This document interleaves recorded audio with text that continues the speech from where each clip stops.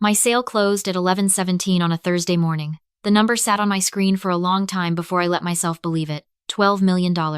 I refreshed the page twice, then a third time. My hand was shaking so badly that I knocked my coffee off the edge of the desk and watched the mug hit the floor and break open across the hardwood. I did not move. I just sat there in the quiet glass office I had spent 11 years trying to earn, staring at the final wire confirmation and feeling something I had not felt in a very long time. Relief. Not excitement. Not triumph. Relief. I had built Hale Atelier from a folding table, 2 borrowed monitors, and a printer that jammed every third order. What we made looked beautiful when people saw the finished thing. Luxury packaging. Wedding presentation boxes. Invitation suites. Embossed keepsake cases for boutique fragrance brands and private clients who wanted every ribbon and hinge to whisper old money. What people never saw was what it cost to build a company like that from scratch. The freight delays. The clients who approved one design on Friday and demanded a full rewrite on Sunday night. The launch weeks where I ate standing up over a sink because I had not sat down properly in 14 hours. The months when one damaged shipment could have taken me under. For 11 years I told myself one more quarter, one more contract, one more expansion, one more all-nighter, and then it would finally get easier. At 11:17 on that Thursday morning it was over. I had sold my company for $12 million, and for the first time in my adult life, I thought I could breathe. The first person I wanted to call was my mother. That is the part I want you to pay attention to, because it tells you everything about who I still was in that moment. Even after everything, even after the years of being the one who paid, solved, rescued, covered, replaced, and forgave, my first instinct was still to share the good news with my family. I picked up my phone and pulled up my mother, Celeste. That was when Adrian put his hand over mine. My husband had been in the room the whole time, finishing a message to our attorney, but when I looked at him, I already knew something in his face was wrong.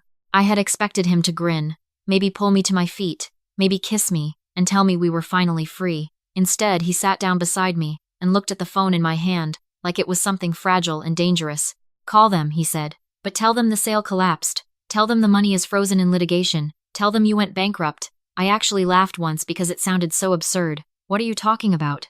He did not smile. "Vivienne, call them. Tell them you lost everything." I stared at him. Adrian was not a suspicious man by nature. He was careful, observant, calm in a way that made most other people feel noisy. He had believed in me before Hale Atelier even had a real name. When I was running proofs at midnight and delivering sample boxes out of the back of my car, Adrian was the one across from me in diner booths with legal pads helping me map growth plans. I was too tired to imagine on my own. In 6 years, he had never once steered me wrong. "Why would I do that?" I asked. "Because if they love you," he said, "we tell them the truth tonight. And if they do not, I want you to know that before you hand them one more piece of your life." There are moments when your whole future changes not because someone says something dramatic, but because someone says something quiet that lands exactly where you have spent years refusing to look. "I wish I could tell you," I argued. "I wish I could tell you," I said, "no, that my mother would never react that way, that my brother Damien would be upset for me not calculating what my loss meant for him." What I actually did was hit speakerphone. My mother answered on the second ring. I kept my voice thin and unsteady. I told her the deal had collapsed at the last minute. I told her there had been a legal challenge over proprietary design files, and that the funds were tied up. I said the lawyers did not know how long it would take. I said the business was effectively gone, and that I might be bankrupt before it was over. She was silent for a beat. Then she said, "Is your name attached to anything connected to me?" I blinked. "What?" "I need to know if your situation can touch my house," she said. "If someone comes looking for assets, I need to know exactly what you signed, and where your name still appears." "Mom, I just told you I lost everything." "I heard you," she said. "I am asking a simple question." My phone buzzed while she was still talking. A text from Damien. "Do not even think about showing up here. I am not carrying dead weight. Handle your collapse somewhere else." I read it twice. Then I turned the phone face down on my desk. That was it. That was the whole reveal. Not a scream. Not some grand betrayal. Just one cold question from my mother, one ugly text from my brother, and 11 years of hope going quiet inside me all at once. If you were me after that call, would you still tell them the truth and share the win, or would you stop right there? I did not cry. That part surprised me. I had spent so many years bracing for the possibility that one day they might prove Adrian right, and when they finally did, it did not feel like a knife. It felt like ice. Like something inside me had frozen hard enough to stop bleeding. Over the next 3 days, I stopped being a daughter and became an auditor. I pulled bank statements, wire records, credit card logs, old emails, searchable PDFs, notes, payment memos. Every time I had told myself it was just temporary. Every time I had called it help. Every time I had named it family instead of what it was. Infrastructure. That was what I had been. Not loved. Not valued. Used. The first number that made me physically sick was $85,000.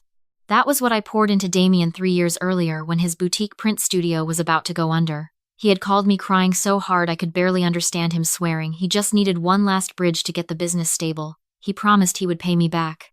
He promised he finally understood how hard I had worked for every dollar. 6 months later, he posted photos beside a new imported car and captioned them, "Finally did this on my own." Then there was $28,000 for the attorney who got him out of a breach of contract mess with a corporate client. Then another $14,000 here, $9,000 there, equipment leasing, vendor penalties, one emergency after another, each one wrapped in the same voice.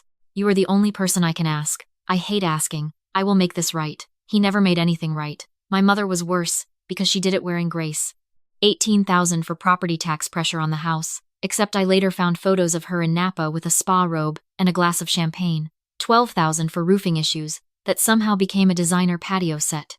Insurance gaps. Utility shut-off threats. Appliance replacement. Shortfalls. Little humiliations disguised as practical needs. Page after page. Year after year. I had called it generosity. The records called it a private subsidy system. Adrian never interrupted while I went through it. He sat across from me in the study, quiet, reading over legal summaries from the sale, only looking up now and then when my breathing changed. At one point I pushed back from the desk and laughed once. It was not funny. It was the kind of sound a person makes when denial finally becomes too expensive to carry. "I was not a daughter in that family," I said. "I was recurring revenue." Adrian looked at me for a long moment. "Do not rewrite what they did just because you wish it had meant love," he said. That line stayed with me. On the morning of the third day, I told him I needed to see them do it to my face. He knew exactly what I meant. "I want to watch who they are when they think I am worth nothing," I said. "Then let them show you," he said. He handed me a tablet. On the screen was a file titled Private Asset Recovery Confidential. Inside it were pages designed to invite greed without ever making a false legal claim, fragments, redacted figures, entity references, and IR, holding language. Recovery notes. Enough to suggest hidden value, not enough to expose anything real. The kind of document that told a liar exactly the story they were already eager to believe. "Do not offer it," Adrian said. "Let them steal the meaning themselves, and if they do not touch it, then tonight I apologize and open champagne." We both knew that was not going to happen. I dressed down more carefully than I had ever dressed up in my life. An old gray hoodie from college, faded jeans, flat shoes, no jewelry, except my wedding band. No makeup beyond what it took to keep me from looking ill. I tied my hair back badly on purpose. By the time I pulled into my mother's driveway, I already knew everything I needed to know. The new outdoor chairs on the patio, 2 large ceramic planters I knew she had not owned last week, a catering bag from the steakhouse near her subdivision sitting by the side door. Nothing about that house looked worried for me. When I walked into the kitchen, the first thing I smelled was butter and rosemary. The second thing I saw was Damien seated at the island like a man at ease in a life I had helped finance. My mother turned and looked me over from head to toe. "You look worse than I expected," she said. Damien leaned back in his chair and gave me one slow scan that made my skin crawl. "Collapse hits fast on some people," he said. I kept my voice small. I just needed somewhere to sit for an hour. Damien slid a mug toward me without bothering to hide his smile. The coffee in it was cold. "Then sit quietly," he said. "Some of us still have functioning lives. There are insults you can shrug off because they are clumsy, and then there are insults that reveal years of hidden contempt in one clean line." He looked at me at the old hoodie, the tired face, the careful silence, and said, "Honestly, failure suits you better than ambition ever did." That was the moment I stopped, hoping there was anything left to save. When the person who spent years living off your work can look at your ruin and enjoy it, what do you save then? The relationship or yourself? And if you like cold revenge stories where paperwork hits harder than shouting, stay with me because this was only the beginning. I set the tablet on the kitchen counter while I rubbed one hand over my face like I was trying not to fall apart. "I think I need the bathroom," I said. No one moved to help me. No one asked if I was all right. I walked down the hall and left the bathroom door just shy of closed. Through the thin gap, I could still see part of the kitchen reflection in the framed mirror opposite the hall. 1 second. 2. 3. Damien moved first. Of course he did. He stepped to the counter, touched the screen, and angled the tablet so my mother could see. Celeste was beside him instantly. I watched my family lean over that glowing screen like parishioners at an altar. "I knew it," Damien whispered. "Nobody loses everything that clean." "Scroll slower," my mother said. "See if there is an account code, or a holding name." Page after page lit their faces blue. Redacted figures. Entity chains. Deferred. Releases. Notes about offshore recovery. Everything we had designed to look like the trail to hidden money. If she cried to us while sitting on this, Damien muttered, I can turn that into leverage. My mother did not even hesitate. Then do it, she said. If she lied, whatever happens next is on her. I stood in that hall listening to them decide in under 30 seconds that if there was money to be had, I was no longer a daughter or a sister. I was an obstacle between them and a payout. Damien photographed every page with his phone. At home, Adrian was watching the sync activity populate in real time. When I came back into the kitchen a minute later, they had already stepped away. My mother was rinsing a glass. Damien was chewing like nothing had happened. I picked up the tablet, sat for another 4 minutes, thanked my mother for the coffee she had not made for me, and left. Adrian was waiting in the study when I got home. He did not ask how it went. He just turned his laptop toward me and showed me the usage record. Every touch, every swipe, every page Damien opened, every screenshot interval. Then Adrian clicked over to the browser history, synced from the tablet handoff. That was where the story changed shape, because Damien had not stopped at the document. After photographing the pages, he opened a search window and typed in 4 phrases that told me exactly how far he was willing to go. How to report hidden offshore assets, financial whistleblower reward, undeclared recovery funds tip line, confidential asset reporting compensation. I stared at the screen until the words blurred. He would report me, I said. Adrian shook his head once. He would sell you, he said. And he would call it principal while cashing the reward. He was right. That was the ugliest part. Damien would not see himself as a traitor. He would see himself as smart. So, Adrian called Grant Mercer. You need to understand what Grant was before you understand what happened next. He was not a cartoon fixer. He was not some fake mystery man who made legal problems disappear. Grant specialized in the cold, technical side of commercial exposure, dormant entities, liability transfer, guarantee enforcement, tax chains, buried obligations. No one thinks about until somebody is foolish enough to wake them up. Adrian briefed him in less than 10 minutes. The next afternoon, Grant called us back with the thing that made the entire trap possible. More than a decade earlier, my mother had opened an event supply LLC with 2 partners for wedding rentals and premium decor installations. The company never truly launched. One partner moved away, another defaulted on equipment obligations. The business died half-born, which in my mother world meant she stopped talking about it and assumed neglect would do the work of law. It did not. The entity had never been fully cleaned up. There were outstanding state tax liabilities, commercial guarantee exposure, penalties that had compounded over time. The structure was dormant, but not dead. A sleeping pit, Grant called it. Right now, nothing forces her under it, Grant said over the call. But if she signs herself back into active control, even for standing, she revives the chain under her own name. Can she do that without realizing what she is doing, I asked.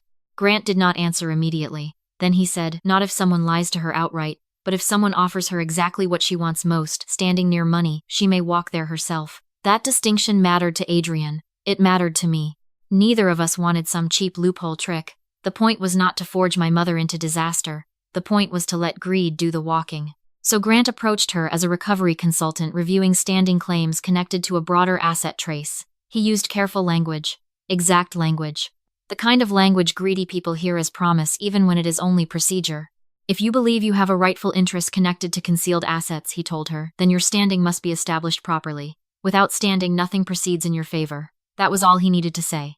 My mother heard the word favor and translated it into money. If my daughter concealed something that belonged to this family, she said, I will not be cut out. Then, we need to put your standing on record, Grant said. She signed the affidavit that afternoon. No one forced her hand. No one tricked her with fake words. She wanted control. She wanted priority. She wanted to stand close enough to imagined money to claim it. The affidavit restored her as active managing member and sole responsible officer of that old LLC. In plain English, she signed herself back into the sleeping pit. Grant sent Adrian the executed copy. 5 days, Adrian said quietly.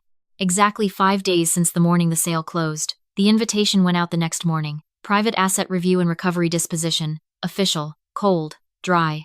The kind of phrase that makes greedy people dress carefully. Damien called my mother within minutes of getting it. I know because Grant had predicted that too. When people think they are close to money, they cannot help narrating their victory to each other. I told you she was hiding it, Damien said. She panicked and showed her hand. Do not sound excited on the call, my mother told him. People like this smell desperation. Then you talk, he said. I will watch. The meeting took place that Friday afternoon in a private commercial records facility downtown. White walls, frosted glass, quiet carpet, a building designed to make every voice lower itself. I arrived with Adrian 10 minutes early. Grant was already there. Beside him stood a senior recovery officer from the bank holding the dormant guarantee file. I did not feel nervous. That was the strange thing. The woman who had picked up the phone on Thursday wanting to share joy with her mother was gone. By Friday, I felt like I was watching a case reach its natural conclusion. My mother arrived in pearls. Damien carried a leather portfolio and the expression of a man who had already begun spending money he did not have. They barely looked at me. That mattered more than I can explain. Even at the end, even standing in the same room, they did not see me as the center of the story. They saw me as the path to something else. We entered a small conference room with a polished table and a stack of blue-tabbed documents waiting at one end. The officer opened the file and looked at my mother. "Miss Warren, please confirm that this signature is yours." He slid the affidavit toward her. She glanced at it once and nodded immediately. "Yes, that is mine. And you signed this acknowledging yourself as active managing member and sole responsible officer of Warren Event Supply LLC. "Yes," she said, "for standing in review." The officer folded his hands. "Correct. Legal standing," he said. "And legal liability. There are silences that merely pause a room and there are silences that alter the air inside it. This was the second kind." My mother blinked once. "I am sorry," she said. "By reactivating your authority and control over the entity named in this affidavit," the officer continued, "you have also reactivated responsibility attached to its unresolved obligations, including defaulted commercial guarantees, state tax, liabilities, accumulated penalties, and related enforcement. Exposure." He turned a page. "Current estimated liability exceeds $2,100,000. Damien made a sound I had never heard from him before. Not a word. Just the stunned noise a person makes when the fantasy inside his head collides with a wall in real time. "That is not what this meeting is supposed to be," he said. The officer looked at him with professional boredom. "This meeting is exactly what the paperwork supports. We came for asset review," Damien snapped. "And you are receiving review," the officer said, "of the liabilities attached to the standing your mother claimed." My mother turned to Grant. "You told me this established priority." "It did," he said calmly. "It established your standing on record." "For funds," she said. "For exposure," he answered. "For whatever is legally attached to the standing you requested." I watched her throat move. No one had ever spoken to my mother in a tone she could not manipulate. Charm did not work on professional procedure. Outrage did not work on paper. Tears did not work on signatures. "What did you sign?" Damien hissed at her. "What they gave me," she shot back. "No one forced your signature," Grant said. "You asked for standing. You now have it." If they had treated me like a person all those years, that would have been the moment I might have said something cruel. But standing there looking at them, I did not feel cruel. I felt finished. If they had called you their ATM for years, would you expose them the second the truth landed? Or would you stay silent and let them hear every line of the paperwork first? I stayed silent. The officer kept going. Estimated enforcement steps. Records review. Notification process. Exposure pathways. Terms that once would have sounded abstract to my mother, but now each one landed like a brick. By the time the meeting ended, Damien was gray in the face. My mother did not look at me when she stood. She looked at the table, at the affidavit, at the blue tabs, at the simple black ink of her own name. They left without another word. The legal process moved faster than either of them expected. The old guarantees were real. The tax exposures were real. The penalties were real. The moment my mother reactivated herself as the responsible officer, all of it became reachable in a way it had not been the week before. Within days, the panic started. Calls to outside relatives, calls to old contacts, attempts to borrow, attempts to charm, attempts to reframe. My mother tried to tell people it was a misunderstanding. Damien told at least 3 different versions of the story, each one making him sound more noble than the last. Then he called me. His voice was lower than I had ever heard it. "We just need a temporary bridge," he said. This got out of hand. I leaned back in my chair and let the silence sit there long enough for him to hear himself. "I am bankrupt, remember," I said. Then I hung up. That line did not make me feel victorious. It made me feel exact. I went back to my mother house one last time 2 days later. Not to rescue anyone, not to lecture anyone, not to gloat. There was one thing in that house that had always actually belonged to me, and I wanted it back before the next round of paperwork swallowed everything else. The kitchen no longer smelled like rosemary and butter. It smelled like stale coffee and old air. The expensive bottle of wine was gone. The counters were cluttered. The room looked like a stage after the audience left. Damien sat at the island with both elbows on the counter, staring at nothing. He looked up when I walked in, but there was no swagger left in him, just exhaustion and a kind of anger that had nowhere useful to go. My mother was at the sink. I moved past both of them and opened the small ceramic jar near the back corner of the counter, the one no one else ever paid attention to. Inside it was my grandmother's silver watch. She had given it to me when I was 9, and told me that time was the only thing people never understood they were spending until it was already gone. I wrapped my fingers around it. Behind me, my mother finally spoke. "I did what any mother would do," she said. "I was trying to secure this family." I turned and looked at her. "No," I said.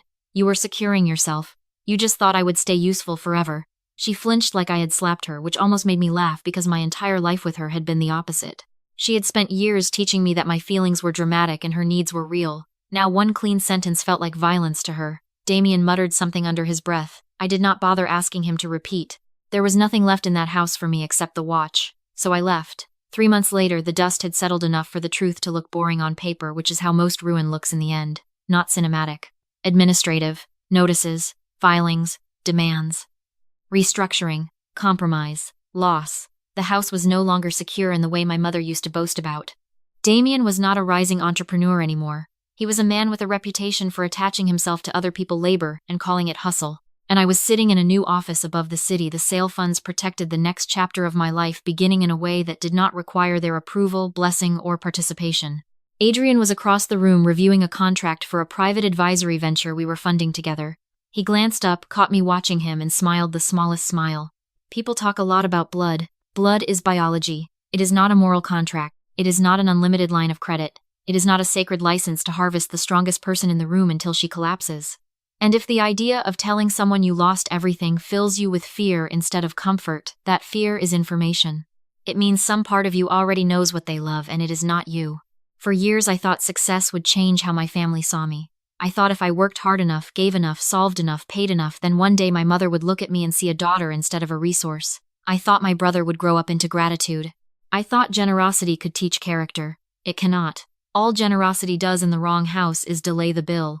The strange part is that I do not hate them now. Hate would still tie me to them. What I feel is cleaner than that. Colder. Better. Distance. Freedom. The sale money is still in the bank. My name is still mine. My grandmother watches on my wrist as I say this, ticking on time the way it always has. For the first time in my life, I am not building a future they can drain. I am building one that is finally mine. If you like smart revenge stories where greed signs its own sentence, stay with me for the next one.